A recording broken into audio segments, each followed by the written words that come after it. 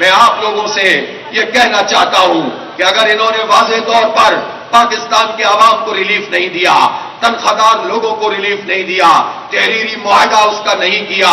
اور واضح طور پر بجلی کی قیمتوں میں کمی کا اعلان نہیں کیا، تو پھر میں یہ کہنا چاہتا ہوں کہ ہو سکتا ہے کہ پھر یہ آخری مذاکرات ہوں گے، اس کے بعد ہم مذاکرات نہیں کریں گے، پھر ہم وہ کریں گے کہ پھر جو ہم سب طے کریں گے، پھر ہم مارچ کریں گے، پھر ہم طے کر کے نہیں جائیں گے۔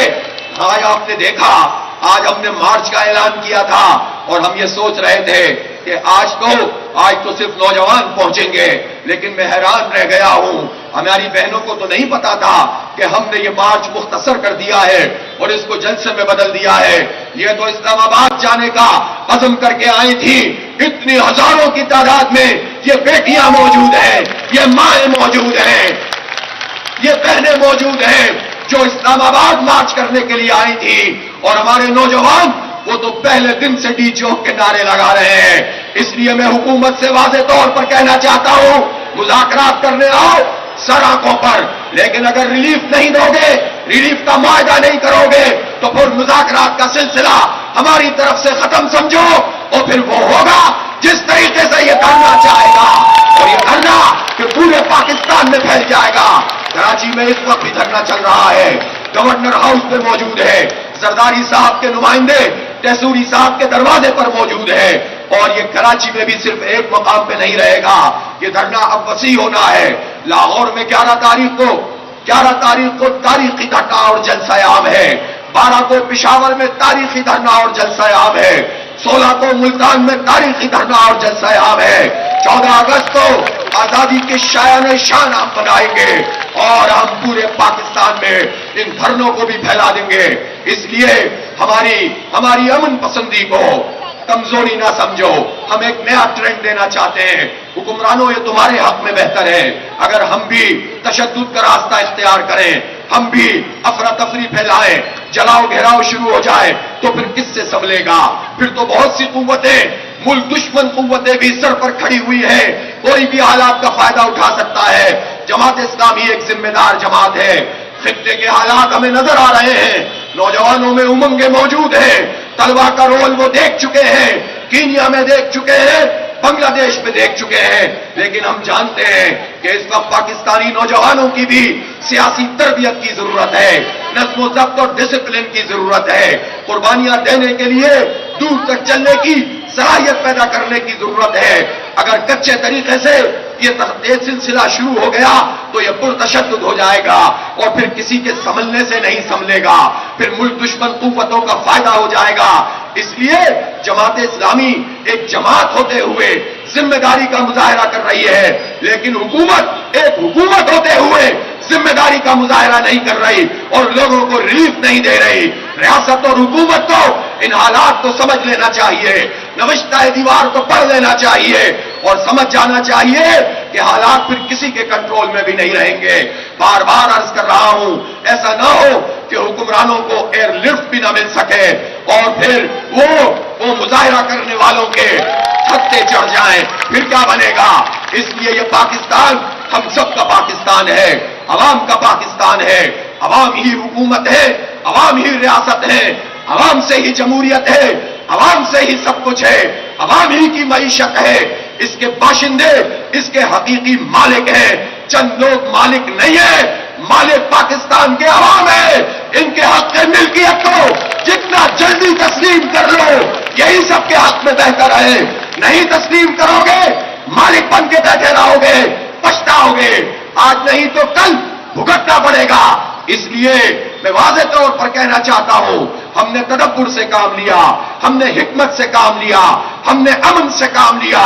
اور ہمارے نوجوان چلاتے رہے کہ ڈی چوک جانا ہے، لیکن الحمدللہ یہ جماعت اسلامی کے نوجوان تھے، یہ نظم و ضبط میں کودے ہوئے، یہ سماع و اطاعت کے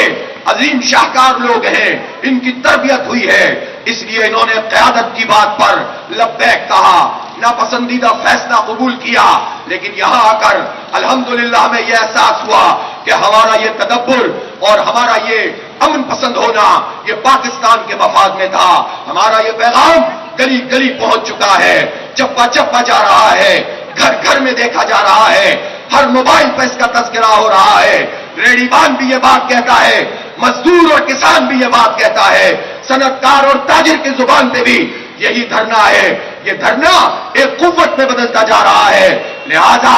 اس قوت کو امن کی قوت رہنا چاہیے، اس قوت کو عوام کی قوت رہنا چاہیے۔ ہم نہیں چاہتے کہ کوئی ایسا راستہ اختیار کریں جس میں پھر حالات کسی کے بھی کنٹرول میں نہ رہیں۔ اس لیے حکومت کی مذاکراتی ٹیم اگر پہنچ گئی ہے تو بھی سن لے، نہیں پہنچی تو کسی اور ذریعے سے سن لے کہ اب یہ لولی پاپ والا کام نہیں ہوگا، کالم چولی نہیں ہوگی۔ واضح طور پر آج ہی فیصلہ کیجئے، آج ہی تحریری معاہدہ کیجئے،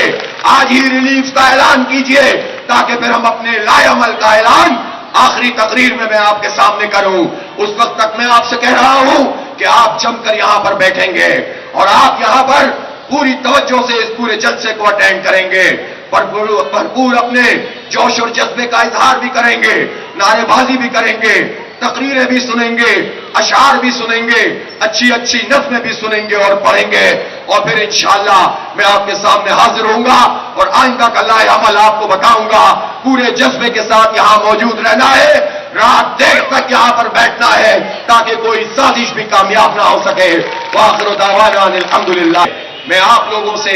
یہ کہنا چاہتا ہوں کہ اگر انہوں نے واضح طور پر پاکستان کے عوام کو ریلیف نہیں دیا، تنخواہ لوگوں کو ریلیف نہیں دیا، تحریری معاہدہ اس کا نہیں کیا، اور واضح طور پر بجلی کی قیمتوں میں کمی کا اعلان نہیں کیا، تو پھر میں یہ کہنا چاہتا ہوں کہ ہو سکتا ہے کہ پھر یہ آخری مذاکرات ہوں گے، اس کے بعد ہم مذاکرات نہیں کریں گے، پھر ہم وہ کریں گے کہ پھر جو ہم سب طے کریں گے، پھر ہم مارچ کریں گے، پھر ہم طے کر کے نہیں جائیں گے۔ آج آپ نے دیکھا، آج ہم نے مارچ کا اعلان کیا تھا اور ہم یہ سوچ رہے تھے کہ آج تو صرف نوجوان پہنچیں گے، لیکن میں حیران رہ گیا ہوں، ہماری بہنوں کو تو نہیں پتا تھا کہ ہم نے یہ مارچ مختصر کر دیا ہے اور اس کو جلسے میں بدل دیا ہے۔ یہ تو اسلام آباد جانے کا عزم کر کے آئی تھی، اتنی ہزاروں کی تعداد میں یہ بیٹیاں موجود ہیں، یہ مائیں موجود ہیں، یہ بہنیں موجود ہیں جو اسلام آباد مارچ کرنے کے لیے آئی تھی، اور ہمارے نوجوان وہ تو پہلے دن سے ڈی چوک کے نعرے لگا رہے ہیں۔ اس لیے میں حکومت سے واضح طور پر کہنا چاہتا ہوں، مذاکرات کرنے آؤ سڑکوں پر، لیکن اگر ریلیف نہیں دو گے، ریلیف کا معاہدہ نہیں کرو گے، تو پھر مذاکرات کا سلسلہ ہماری طرف سے ختم سمجھو، اور پھر وہ ہوگا جس طریقے سے یہ دھرنا چاہے گا، اور یہ دھرنا کہ پورے پاکستان میں پھیل جائے گا۔ کراچی میں اس وقت بھی دھرنا چل رہا ہے، گورنر ہاؤس پہ موجود ہے، زرداری صاحب کے نمائندے تحصوری صاحب کے دروازے پر موجود ہے، اور یہ کراچی میں بھی صرف ایک مقام پہ نہیں رہے گا، یہ دھرنا اب وسیع ہونا ہے۔ لاہور میں 11 تاریخ کو تاریخی دھرنا اور جلسہ عام ہے، 12 کو پشاور میں تاریخی دھرنا اور جلسہ عام ہے، 16 کو ملتان میں تاریخی دھرنا اور جلسہ عام ہے، 14 اگست کو آزادی کے شایان شان ہم بنائیں گے، اور ہم پورے پاکستان میں ان دھرنوں کو بھی پھیلا دیں گے۔ اس لیے ہماری امن پسندی کو کمزوری نہ سمجھو، ہم ایک نیا ٹرینڈ دینا چاہتے ہیں۔ حکمرانوں یہ تمہارے حق میں بہتر ہے، اگر ہم بھی تشدد کا راستہ اختیار کریں، ہم بھی افراتفری پھیلائیں، جلاؤ گھیراؤ شروع ہو جائے، تو پھر کس سے سنبھلے گا؟ پھر تو بہت سی قوتیں، ملک دشمن قوتیں بھی سر پر کھڑی ہوئی ہیں، کوئی بھی حالات کا فائدہ اٹھا سکتا ہے۔